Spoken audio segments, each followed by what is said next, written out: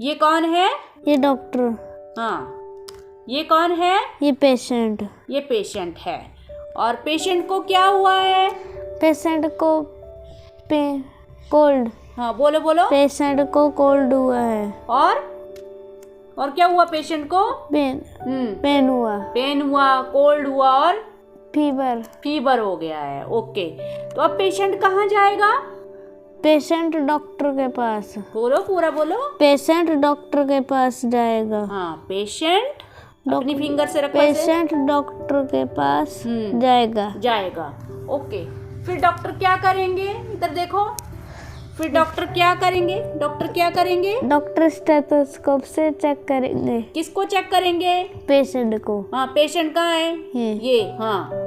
तो यहाँ पे ये भी प्रॉब्लम है। अब इसको रीडिंग आती है तो ये समटाइम यहीं पे फिंगर रख रहा है। तो ये आपको श्योर करना है कि अगर जिस बच्चे को रीडिंग आती है तो रीडिंग तो वो पढ़ लेते हैं, लेकिन शब्दों का मीनिंग तो उनको पता नहीं होता है ना। तो ये चीज़ का आपको ध्यान रखना है कि अगर बच्चा रीडिंग करता है तो देखना है कि वो उसका ध्यान उस वर्ड पे के ऊपर है या पिक्चर के ऊपर है। तो बेसिकली अगर बच्चा रीडिंग करता है तो यहाँ पे ध्यान नहीं जाना चाहिए, उसको पता होना चाहिए कि ये पेशेंट लिखा है तो पेशेंट ये है, ये पेशेंट है। तो कई बार बच्चे इसमें कंफ्यूज हो जाते हैं। ओके, तो पेशेंट किसके पास जाएगा? पेशेंट डॉक्टर के पास। हाँ, पेशेंट डॉक्टर के पास जाएगा। फिर डॉक्टर क्या करेंगे? चेक करेंगे। हाँ, किससे चेक करेंगे? स्टेथोस्कोप से। और किसको चेक करेंगे? पेशेंट को। पेशेंट को चेक करेंगे। ओके, फिर क्या डॉक्टर क्या देंगे पेशेंट को? दवाई देंगे। फिर पेशेंट क्या हो जाएगा? ठीक हो जाएगा, है ना? चलो बोलो। ये डॉक्टर है, ये पेशेंट है। पेशेंट को फीवर और पेन हुआ है। फिंगर रखो अच्छे से। पेशेंट डॉक्टर डॉक्टर के पास जाएंगे। पेशेंट डॉक्टर स्टेथोस्कोप से चेक। किसको? पेशेंट को। डॉक्टर स्टेथोस्कोप से पेशेंट को। पेशेंट कहाँ है? पेशेंट के ऊपर फिंगर रखो। हाँ, डॉक्टर स्टेथोस्कोप से पेशेंट को चेक करेंगे।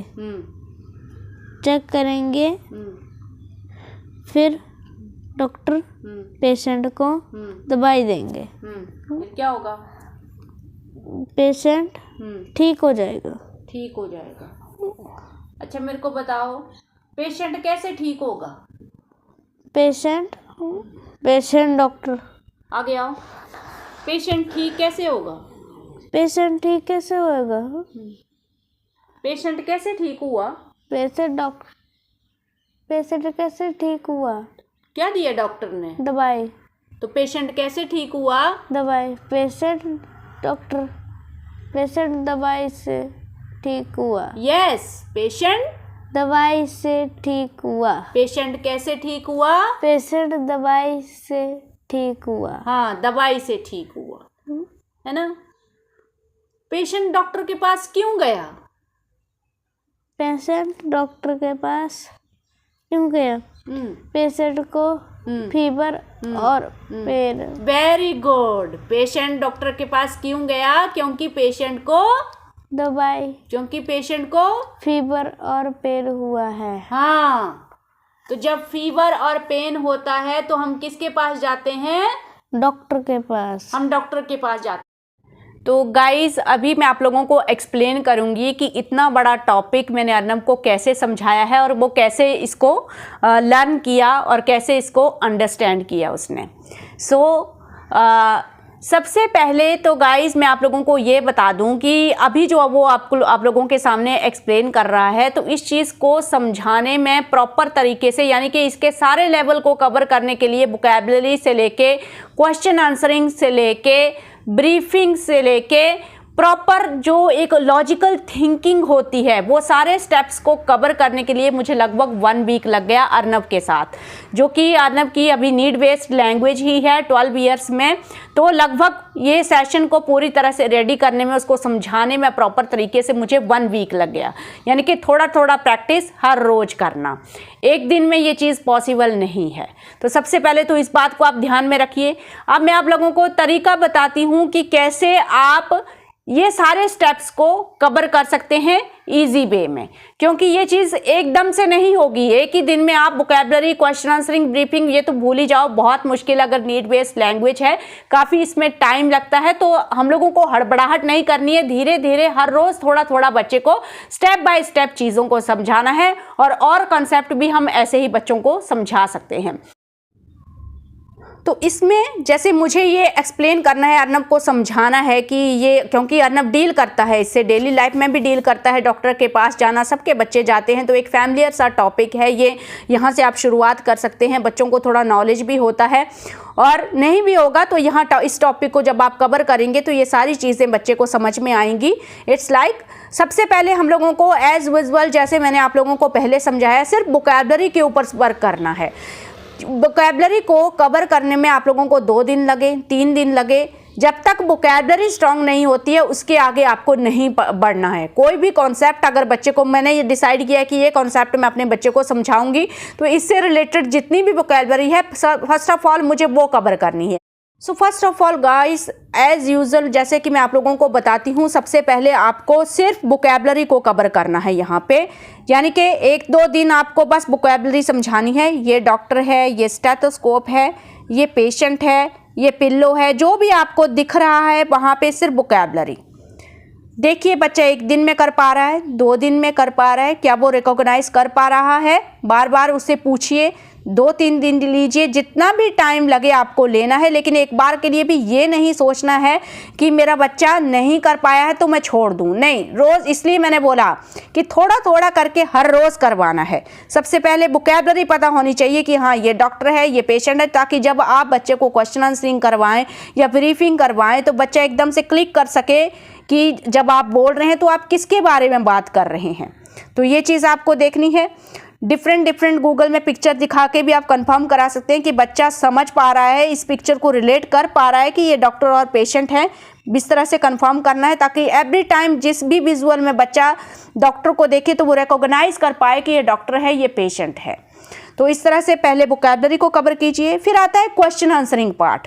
सो क्वेश्चन आंसरिंग में आपको काफ़ी टाइम लग सकता है। अगर आपने अभी तक अपने बच्चे को लॉन्ग सेंटेंसेस इंट्रोड्यूस नहीं करवाए हैं तो मैं आपको बोल रही हूँ कि ये कॉन्सेप्ट करवाने में ही हो सकता है आपको 1 मंथ लग जाए, क्योंकि ये सब हमारे साथ हो चुका है। अब जब आप सबसे पहले ये सिखाएंगे ये कौन है, ये डॉक्टर है, ये कौन है, ये पेशेंट है, तो कौन का क्वेश्चन आपने इंट्रोड्यूस कर दिया, क्या है, ये स्टेथोस्कोप है।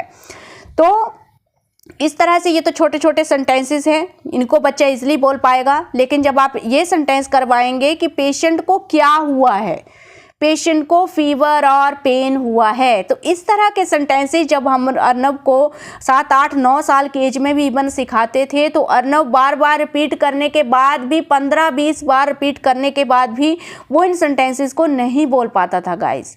और यही वजह है कि उसकी लैंग्वेज इतनी स्लो मैनर में चल रही थी, और आज भी नीड बेस्ड है और इसके ऊपर हम लोग अभी भी वर्क कर रहे हैं। तो ये चीज़ें मैं इसलिए आप लोगों को समझा रही हूँ, बोल रही हूँ कि ताकि आप यहाँ पे गिव अप ना करें। यहाँ पे पेरेंट्स गिव अप कर देता है कि इतना लॉन्ग सेंटेंस और ये सब मेरा बच्चा बिल्कुल भी नहीं समझ पाएगा, और अपने दिमाग में हम लोग ना एक लिमिटेशन बना के रख लेते हैं कि मेरा बच्चा इससे आगे नहीं जा सकता है। तो फॉर गॉड सेक आप वो चीज़ डिसाइड मत कीजिए कि मेरा बच्चा कर पाएगा या नहीं कर पाएगा।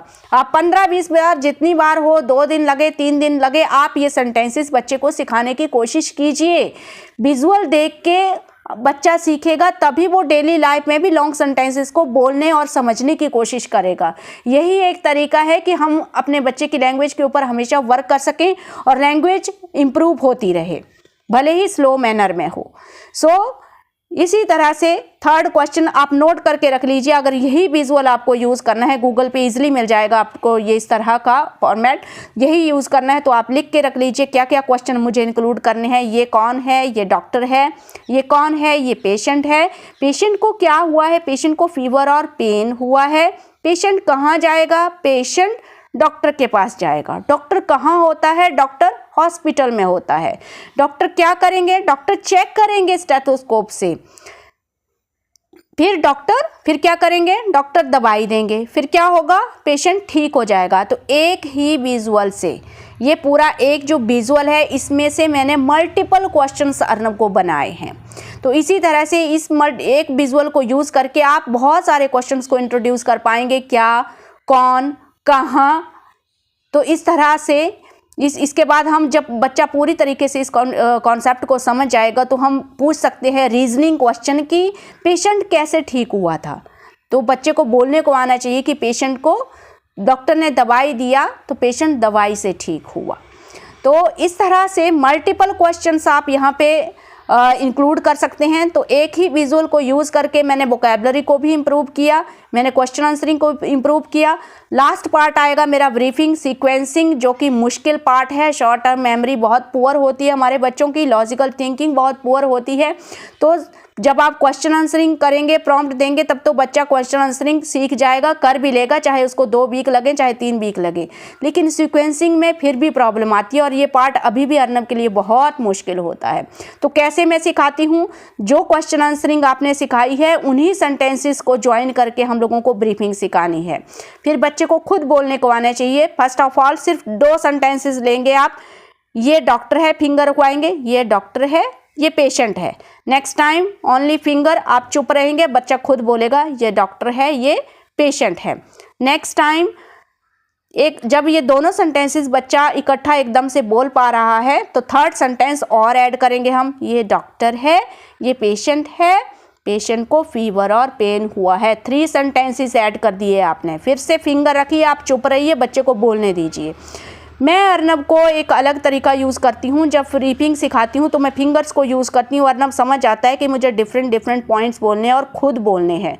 तो मैं साथ साथ में विजुअल भी दिखाती हूँ और साथ में अपनी फिंगर्स को ऐसे भी रखती हूँ। नंबर 1 ये डॉक्टर है, नेक्स्ट ये पेशेंट है, पेशेंट को फीवर और पेन हुआ है। और जब मैं ऐसे फिंगर को बैक करती हूँ तो अर्नब समझ जाता है कि फिर से मुझे स्टार्टिंग से सारे सेंटेंसेस बोलने हैं। तो ये उसके लिए एक साइन है, आप भी यूज़ करके देख सकते हैं, इसको आप इंट्रोड्यूस करवा सकते हैं। तो इस धीरे धीरे एक सेंटेंसेस हम आगे ऐड करते जाएंगे। जब 3 सेंटेंसेस बच्चा बिना भूले हुए वो बोल पा रहा है तो एक और सेंटेंस ऐड कीजिए। इसी तरह से धीरे धीरे कई दिन लग जाए, लेकिन कोशिश कीजिए ताकि एटलीस्ट बच्चे के दिमाग में सीक्वेंसिंग और ब्रीफिंग का जो कॉन्सेप्ट है वो बिल्डअप हो। तभी ब्रेन स्टिमुलेट होगा, रेडी होगा ब्रीफिंग और एक्सप्लेनेशन के कॉन्सेप्ट को समझने के लिए। तो इसी तरह से मैंने अर्नब को काफ़ी कॉन्सेप्ट समझाए हैं, आप भी कर सकते हैं गाइस। बिल्कुल भी लिमिटेशन मत रखिए, बिल्कुल भी डिसअपॉइंट मत होइए। आधा घंटा आप हर रोज़ एक विजुअल को दीजिए, इवन आधा घंटा दीजिए, 1 आवर दीजिए, धीरे धीरे कीजिए। क्वेश्चन आंसरिंग के टाइम आपको काफ़ी ज़्यादा टाइम लेना है ताकि इस बच्चा सेंटेंसेस क्लियर बोल सके, ताकि जब आप ब्रीफिंग पार्ट करो तो बच्चा सेंटेंस बोलने में उसको बिल्कुल भी दिक्कत नहीं आनी चाहिए। फटाक से आपने बोला पेशेंट को फीवर और पेन हुआ है तो बच्चा फटाक से रिपीट करना चाहिए कि पेशेंट को फीवर और पेन हुआ है। तो ये वाला पार्ट आपको स्ट्रॉन्ग करना है जब आप क्वेश्चन आंसरिंग सिखा रहे हैं। तो उसके बाद फिर ब्रीफिंग के स्टेप पे आना है।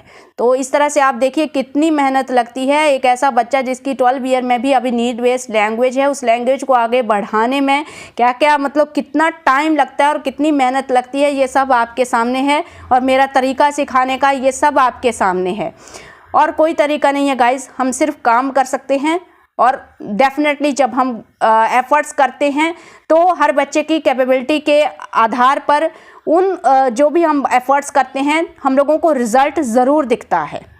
तो किसी में जल्दी दिखता है, किसी में स्लो दिखता है। कुछ बच्चे इस कॉन्सेप्ट को जल्दी कर लेंगे, कुछ बच्चों को टाइम लगेगा, जैसे अर्नब को लग जाता है टाइम। तो इसी तरह से मैं नेक्स्ट कॉन्सेप्ट भी सिखाऊंगी। सो आई होप ये एक्सपीरियंस आप लोगों को हेल्प करेगा guys. So thank you for watching this video.